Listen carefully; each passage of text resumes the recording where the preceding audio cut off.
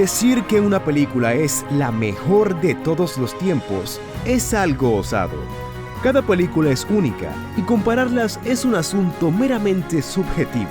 Sin embargo, los críticos organizaron una lista de los filmes que alcanzaron la excelencia y se convirtieron en obras maestras.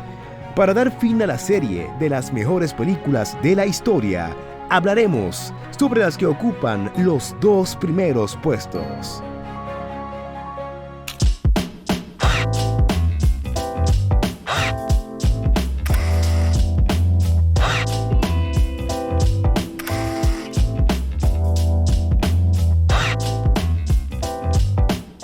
Hola, ¿qué tal? Esto es A1.8, Hablamos de Cine.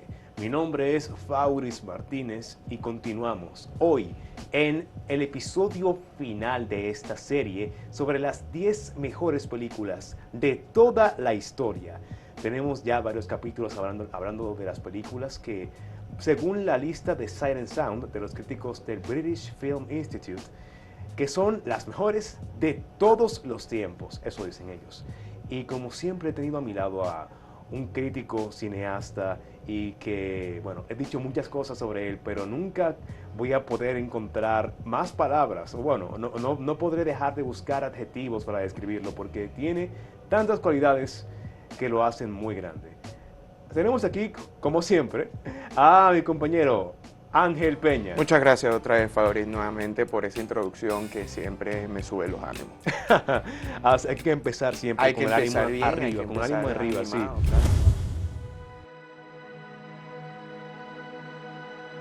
Estamos ya en la etapa final de las 10 películas. Comenzamos con la número 10, que fue Singing in the Rain, una película fantástica, un musical inigualable. La número 9 fue la de Dziga Vertov, El hombre de la cámara, que también es una obra maestra en cuanto a edición, es un masterclass para poder ver la gran capacidad del cine como medio visual solamente. Claro. Solamente a través de imágenes, cómo se puede crear una historia tan impactante. La número 8, que fue la de David Lynch, la de Mulholland Drive. Una película que nos muestra cómo los sueños influyen en el cine. Tiene un mensaje que al principio nos muestra un mundo de ensueño y al final nos muestra la realidad. Así también como las películas, según algunos teóricos, son como sueños que fabricamos en la vida real. Claro. Luego pasamos con la siguiente, la número 7, Vieux Travail, de Claire Denis. Una obra que nos muestra la fragilidad de la masculinidad y las consecuencias tóxicas que conllevan dicha fragilidad de lo que la gente considera que debe ser un hombre, sí, un hombre fuerte de guerra. Sí. Luego fue con la número 6, que bajó mucho desde la última lista, la última vez que se hizo esta lista en el BFI, que fue Odisea del Espacio 2001, de el grandísimo Stanley Kubrick, que para mí, en verdad, sí es una película que merece todas sus recomendaciones, todos sus méritos, todas las veces que dicen que es la mejor. Entiendo por qué, porque la obra es inigualable. Nadie más que Kubrick pudo haber hecho algo así. Nadie más. Fantástica, fantástica. Y después de esta, todas han sido de gran impacto para mí, porque la lista se puso muy buena. Claro. La siguiente, que fue In the Mood for Love, en el número 5. Una película fantástica. Como dice Ángel, una película perfecta. Una película perfecta. Gran uso del color, de la composición, de la música. Es maravillosa. La mejor película de romance que se ha creado, de verdad, en la historia del cine. De romance. Y luego, una película que me dio un golpe muy duro, muy cercano. Además de su gran nivel técnico a nivel de composición y también por su visual en blanco y negro, con su temática de la edición, cómo utiliza los cortes entre los diálogos, que no son a través del eje tradicional, sino que es todo centrado, que es nada más y nada menos que la película Tokyo Monogatari, Cuentos de Tokio, de Yasuhiro Ozu, que es una película fantástica. Véanla, a pesar de blanco y negro y que es en Japón y que es un tiempo diferente, es una película, como mencionamos, trascendental, trasciende tiempo, espacio y todo, porque son temáticas humanas que siempre permanecen. Luego, la número 3, que siempre se habla de ella, y hablamos de ella porque es obligatorio. No se puede escapar del Ciudadano Kane, la película que muchos dicen todavía es la obra maestra definitiva del cine. El cine hecho en su máxima expresión, del grandísimo Orson Welles. Y sí, la película merece todo su mérito, es en verdad, una obra que rompió con la forma en la que se hacía cine hasta ese entonces y todavía hoy permanece como una obra relevante, tanto por su nivel técnico como en su mensaje, como por el mensaje que tiene su historia. Y ahora nos tocan las últimas dos. No voy a decir que las otras no son buenas, pero estas dos tienen un puesto que quizás no sea tanto porque una es mejor que otra, sino porque hacen cosas que ninguna de las demás logra hacer de esa misma manera. Dígase que cada película es única y esa diferencia que tiene de las demás las ubica no por encima, pero sí en un ámbito diferente. Claro, como hablamos anteriormente, yo creo que tampoco sería correcto, o sea, siempre las listas son interesantes, pero todas las películas que hemos hablado son grandes películas y crear un tipo de deporte en relación a este tipo de películas, este tipo de gran arte, no hay necesidad. Todas las películas tienen su gran importancia en sí y aunque sean la primera y la segunda, yo estoy seguro que muchas personas quizás pensarán que quizás no sean la primera y segunda en su propia lista. Eso no es lo importante en este momento, es explicarlas como gran arte. Exactamente. Y así es como dices, yo siento que las películas no son deporte, no es competencia. Muchas películas que ahora mismo se consideran como las mejores, incluso películas de esta lista, no ganaron premio Oscar de mejor película o de mejor director. Hay películas que ni siquiera han ganado ni un solo Oscar y son recordadas como obras maestras. Ninguna de estas 10 ganaron mejor película en los Oscars. Ni una. Entonces, eso te dice mucho de los Oscars. Claro. Pero bueno, vamos a dejarlo así. Bueno, sin más preámbulo, hay que hablar de las películas del top 2. La número 2 es la obra definitiva, según algunos, del gran director Alfred Hitchcock, llamada Vértigo. If I let you change me, will I do it? I do what you tell me.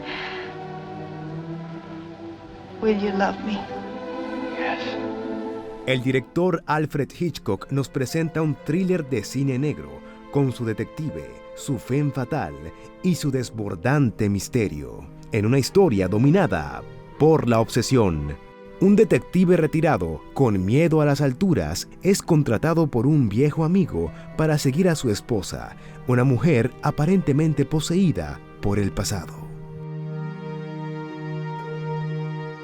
Yo vi pequeños fragmentos antes, algunas referencias que siempre tocan, el famoso plano vértigo el dolly zoom, como le dicen ahora, que es cuando la cámara se acerca al personaje mientras que va alejando el zoom, haciendo como que el personaje no se mueve, pero como que cambia la perspectiva. Sí, como que el eje y la perspectiva se cambia y da un sentimiento de vértigo. De vértigo, sí.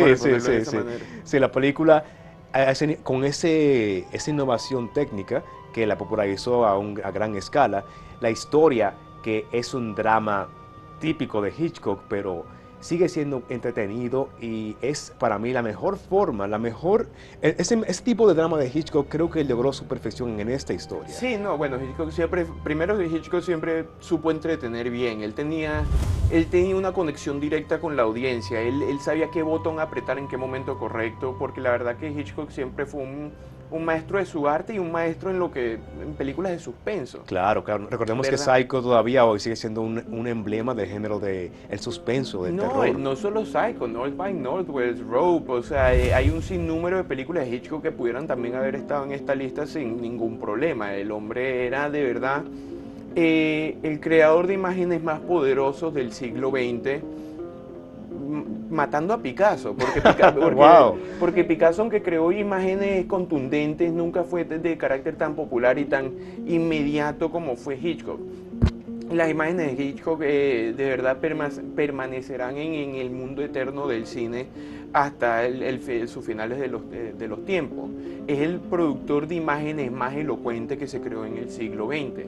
Y eso es algo que no solo hemos visto con Vértigo, pero con otras grandes películas de Hitchcock que hay que nombrar, como es anteriormente Rope, North by Northwest, Psycho, de 39 Steps, o sea, la lista es innumerable. Hitchcock viene de una tradición de que el hombre hacía 2 películas al año, el hombre habrá hecho más de 80 películas, él comenzó en el cine mudo, y eso es algo muy interesante, porque al comenzar en el cine mudo, él entiende muy bien el poder de la imagen encima del dialecto o del lenguaje, y es algo que él repite 1001 veces, y él habla muy bien de eso, de la capacidad del suspenso.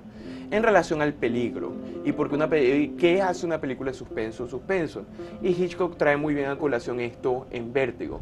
Pero Vértigo, a diferencia de otras de sus películas, siempre hay un como, no un cliché, no lo quiero llamar un cliché, pero como algo que siempre hacía Hitchcock, que era como el hombre, un hombre en una situación equivocada, ¿verdad? Un hombre que lo agarraron de la nada y se encuentra en un gran complot, ¿verdad? En North by Northwest con Cary Grant. Siempre se encuentra como un hombre como común en un mundo más grande que él. Él repite este truco con Vértigo, pero Vértigo es una película mucho más oscura porque nuestro héroe no es muy heroico. No, para nada. El personaje principal es un detective llamado Scotty, que de repente pierde la habilidad para llegar a espacios altos debido a que tiene agorafobia. Y le provoca vértigo, o sea, que se marea y no puede avanzar y pierde la fuerza en las piernas cuando está en lugares elevados, dígase, unas escaleras, un segundo piso. Él se ve envuelto en un misterio. Un misterio. Lo que se presenta al principio como un misterio, como una trama misteriosa de fantasmas, de reencarnación. Sí, pseudomágico. Pseudomágico, claro, pero se revela más tarde que hay algo detrás, algo más criminal, más siniestro. Y este protagonista, que al principio parece un héroe noble, termina siendo un manipulador, una persona que es muy cuestionable lo que hace. Primero, técnicamente Vértigo es una película que es la película voyeur por excelencia, ¿verdad? Claro. Una película que siempre se maneja con el sistema de miradas. Scotty, muy anteriormente interpretado por James Stewart, él es un detective privado. Entonces la mayoría de la película vemos a él viendo a otra persona. Entonces nosotros nos encontramos en el punto visual de Scotty y este elemento voyeur casi oscuro, que es peligroso, hasta sucio, de cómo él se relaciona con este mundo. Obviamente Hitchcock tiene un nivel técnico muy proligio, muy exacto. El hombre controla esas imágenes para crear estas emociones de una manera muy correcta. Claro. Pero el sistema de obsesión que crea Hitchcock en esta película es algo muy interesante. En la mayoría de las películas de Hitchcock el héroe tiene un carácter heroico.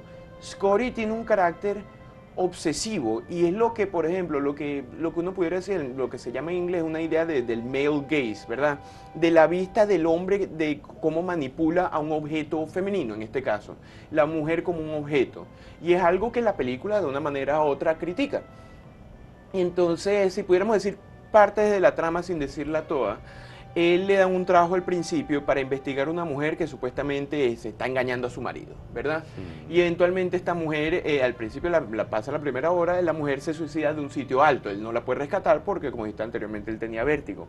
Y consigue una mujer que se parece mucho a ella, ¿verdad? ¿Qué comienza a hacer Scotty aquí? Scotty comienza a transformar esta mujer porque la realidad de la condición no es suficiente para él. La apariencia es más importante. La apariencia se ha vuelto el nuevo orden del sistema de realidad de Scotty.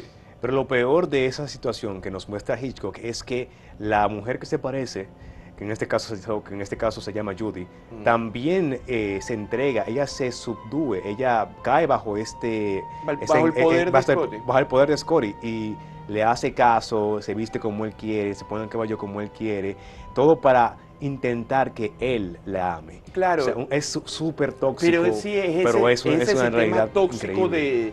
de eso, de la apariencia encima del concepto de la realidad, es algo muy interesante. Filósofo esloveno Slavoj Žižek, él hizo un documental con Sophie Fiennes en donde al menos por 10-15 minutos habla de vértigo.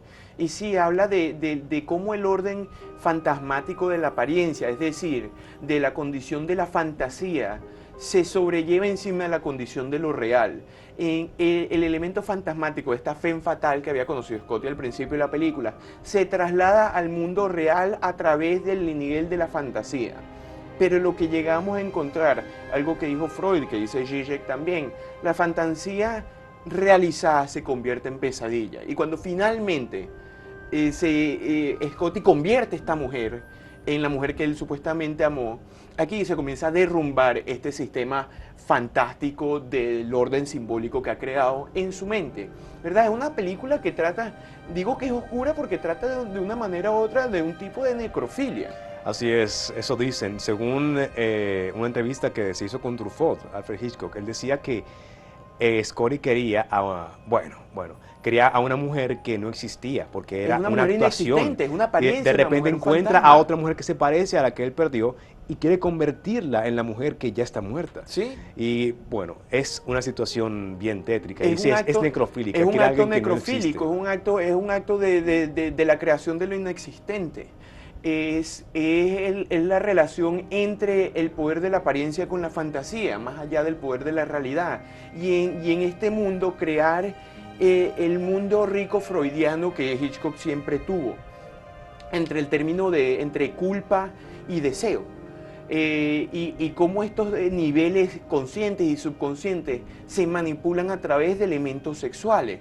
Una de las escenas más importantes, creo, es cuando finalmente vemos a Judy cuando se vuelve a convertir en Madeleine, ¿verdad? Claro, Que claro. es un acto de verdad que Hitchcock lo dijo, como tú dijiste, donde Truffaut, Scotty está más o menos así de lado y está medio en oscuro. Hitchcock trabaja muy bien con los profiles de los actores y siempre están como medio oscuros.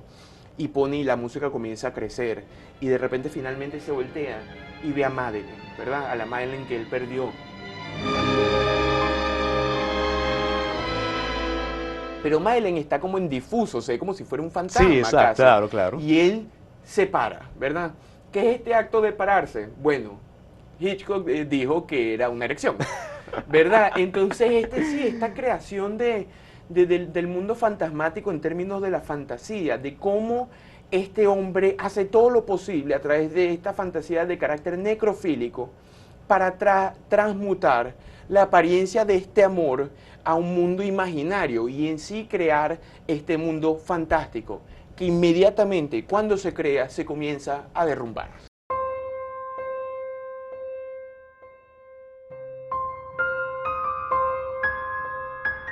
Vértigo en verdad es una obra maestra del director Alfred Hitchcock que nos muestra la toxicidad, lo perverso de una relación amorosa obsesiva.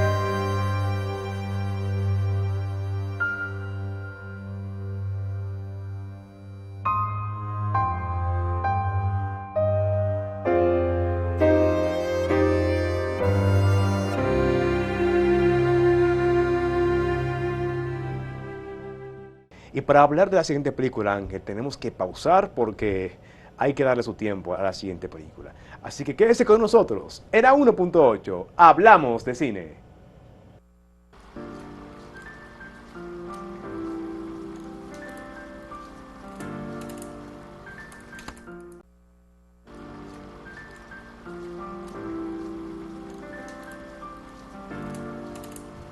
Y continuamos en A1.8, hablamos de cine y también sobre las películas, que son las mejores de toda la historia o de todos los tiempos. Nos falta la última, la número 1 de la lista de 100. Así que, bueno, esta película yo le corrí por mucho tiempo. Ángel lo sabe. Le escapó, le corrió, Le dio tres escapé, pero al final cumplí mi palabra y la vi completa. Son 3 horas con 20 minutos exactamente. Y es una película bien pausada.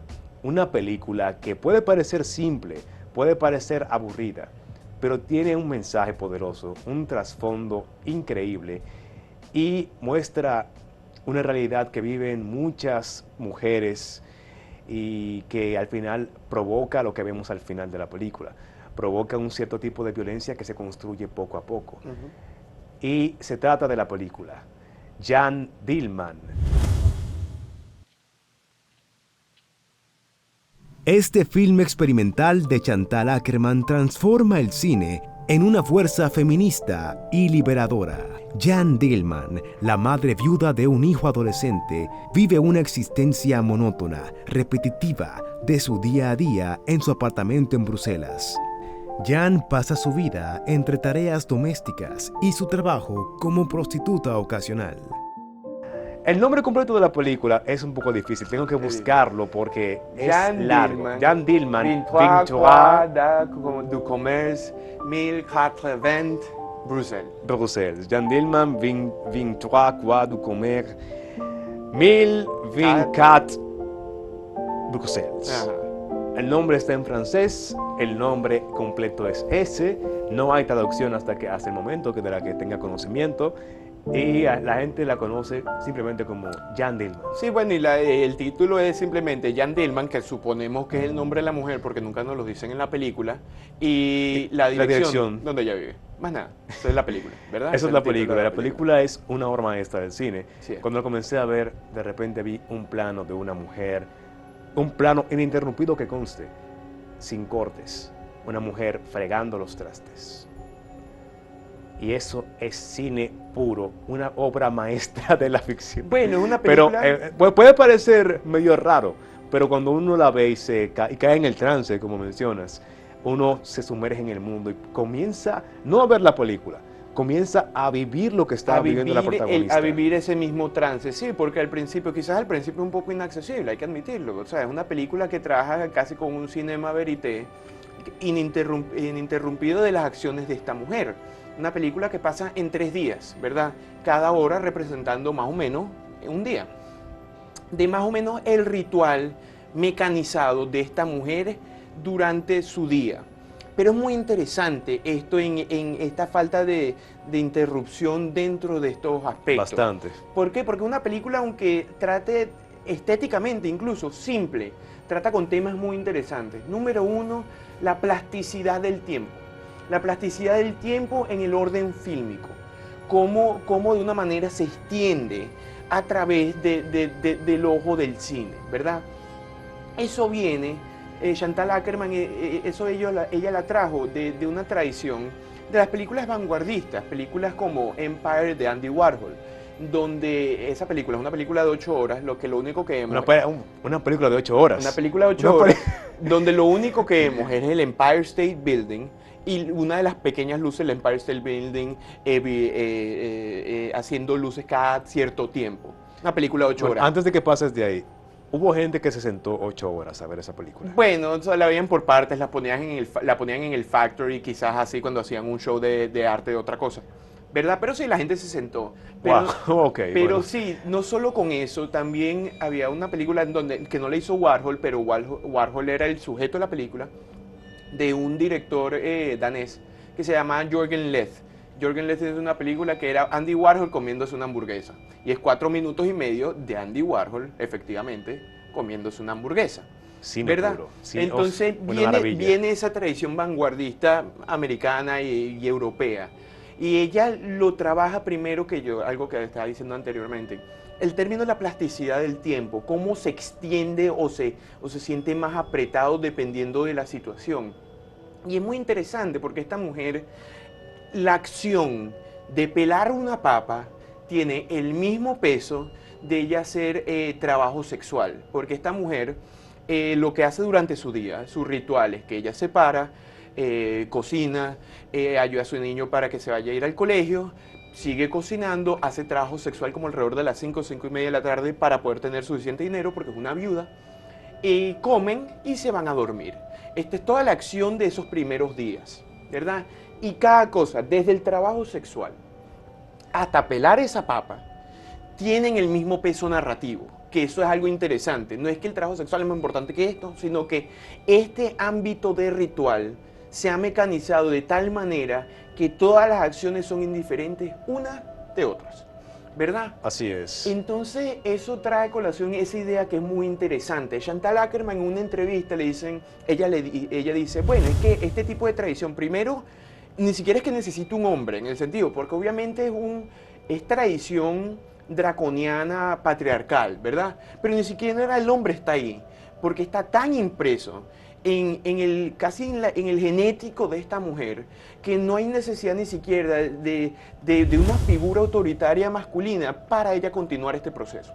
Claro, en la película recibe una carta de su hermana, de la tía de su hijo, diciéndole que debería aprovechar y casarse otra vez, ya que esto tiene ya vida mucho tiempo y que le aprovecharía, pero a ella no le importa nada. Ni le importa, entonces, pero sí, eso es muy importante. Ella también, Chantal Akerman, dice que, bueno, es que eso también viene de una tradición de más o menos del ritual judío. Cuando ella habla del ritual judío es que antes en comunidades más teológicas, o sea, todas las cosas tenían propósito.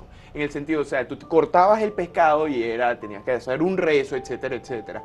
Al secularizarse ese mundo, de esa tradición quizás judía del ritual, judía puede ser cualquier tipo religioso, se suplanta por un tipo de proletariado doméstico, del ritual del proletariado doméstico, y hasta cierta manera esto elimina tipos de ansiedad, porque tienes el propósito de la mecanización. Claro, es ¿verdad? casi terapéutico. Ahora, no tienes que pensar mucho. Pasa algo interesante en el tercer día, ¿verdad? Pasa algo interesante Se levanta en el tercer una hora día. más temprano. ¿Qué pasa cuando se levanta una hora más temprano? Pasa lo imposible. El elemento mecánico se comienza a disrumpir y subconscientemente, quizás ella sin poder articularlo, comienza a rebelarse contra este orden ritualístico. Yo tenía una profesora que me decía, el trabajador no se revela, no porque no quiera, sino porque llega a la casa cansada. Esto es peor. Como dice Marx, el trabajador se ha mecanizado. Y en la mecanización no puede ni siquiera entender su proceso de mecanización. Pero a través de este pequeño acto de tiempo que rompe el ritual, se crea subconscientemente los primeros elementos de rebelión, que a partir de la falta de articulación o elocuencia que pueda tener esta mujer, solo se pueden expresar de una sola manera, que es la violencia. La violencia, así es. Más nada, una película que estéticamente sigue ese formalismo ascético, ¿verdad? Igual de cómo se mira la cámara y las acciones de la mujer. Una película que Gus Van Sant copió mucho, con películas como Elephant y The Last Days. Una película que es cine del mayor calibre, porque trabaja los elementos más complicados de la manera más visual. Una película que no tiene mucho diálogo. No, para nada. Una película que trabaja con repetición. Una película que es radical y es revolucionaria y es feminista. Una película que puede ser hasta marxismo puro de una manera. Una película que de verdad es la revolución en sí misma.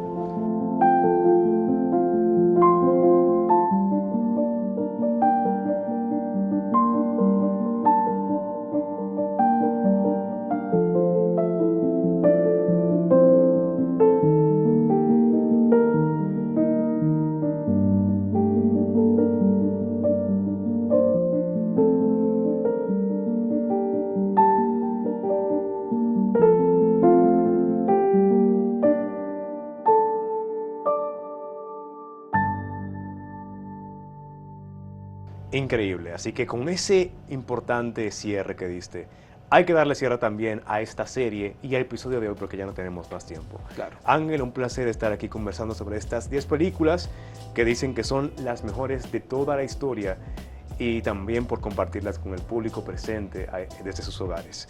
La verdad que sí, son películas que se merecen la discusión y merecen ser vistas por todo el mundo. Y señores, hasta aquí la serie y esta edición de A1.8 Hablamos de Cine.